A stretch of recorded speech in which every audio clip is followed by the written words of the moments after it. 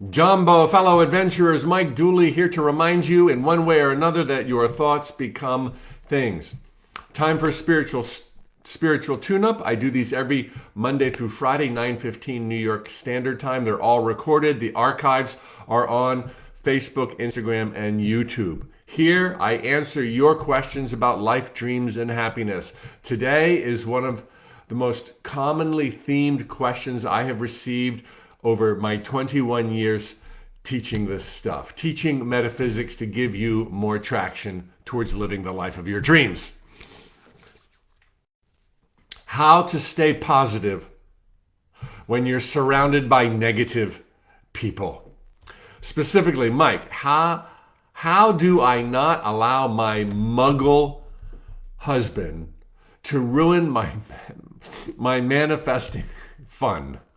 I had an awakening by manifestation 10 years ago, and since then I have read and watched and listened and grown while he stays grumpy, pessimistic, struggle muggle self. It's becoming almost painful to not be able to share the magic.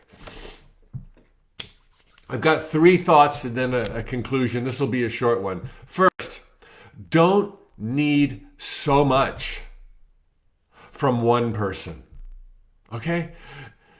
I am sure your muggle husband has some amazing qualities. And boy, have you got some amazing memories and life adventures to share.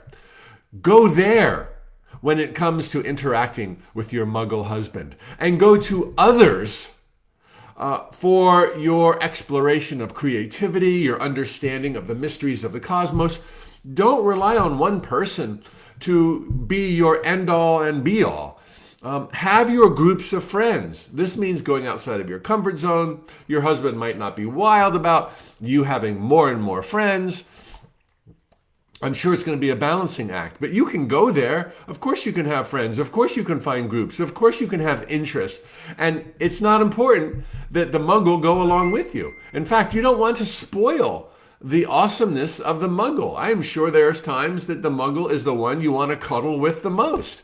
So don't expect to receive so much from one person, from the same person. And this applies, of course, to all of us in all of our lives, where we perhaps put somebody on a pedestal, we pay them homage, or whatever the word is, and then we want so much more back from them.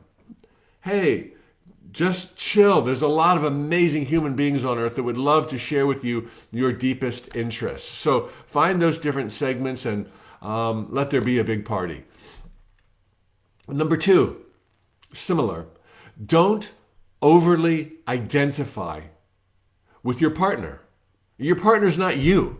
And nobody is naive enough to think that your partner is a certain way, and therefore that's a real reflection on who you are. People see right through that. People know who your partner is. People know who you are. Everybody sees the truth. Everybody knows it in their heart. When they come across you, it doesn't matter how funny you are or how great your hair looks on that day. People get it. People know deeply. They pretend they don't know. They may be dissuaded by artificial impulses of their own to make a good show of things, to be perceived as something they're not, to see you as something that you're not. But people get you and they know you. And if they see your partner, now this is a question that comes up in so many different guises than just my muggle partner. But too often I see people disappointed in their relationship because their partner is kind of being held out as another half of them.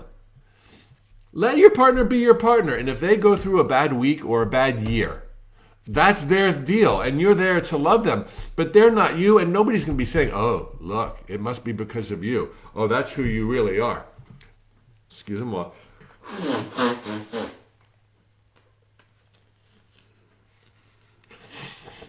right. Thanks for all the allergy advice that you've been giving me in the last 24 hours. I'll take a little bit of all of that. You are so much more than your relationship. You are so much more than all of your relationships. You are changing and evolving, as is everybody else. And if somebody deviates from you and they're in a relationship with you, don't overly identify with that. Everyone else knows the truth. Everyone else knows that they're dragging. Everyone else knows that you're soaring. Everyone knows the truth.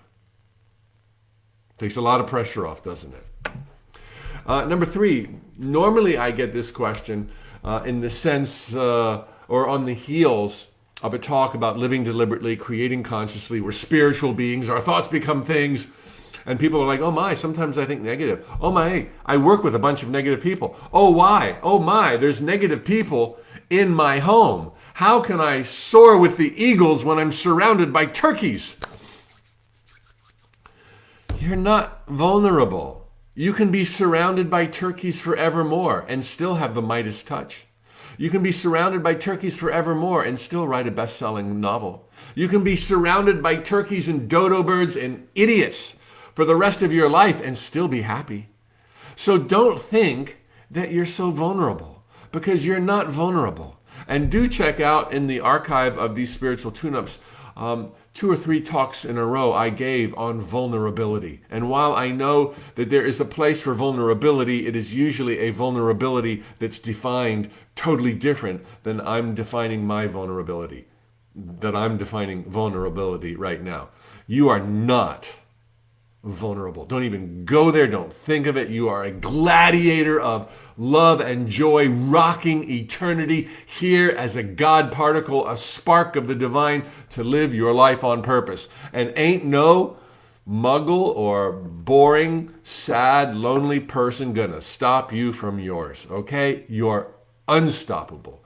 You are here to thrive, and it shall be done. Thanks for the great questions. Please continue posting them below. Facebook, Instagram, post on the day of a broadcast, and I will perhaps use them as a talking point in the near or immediate future. We're still offering the free masterclass. It's 92 minutes of awesome.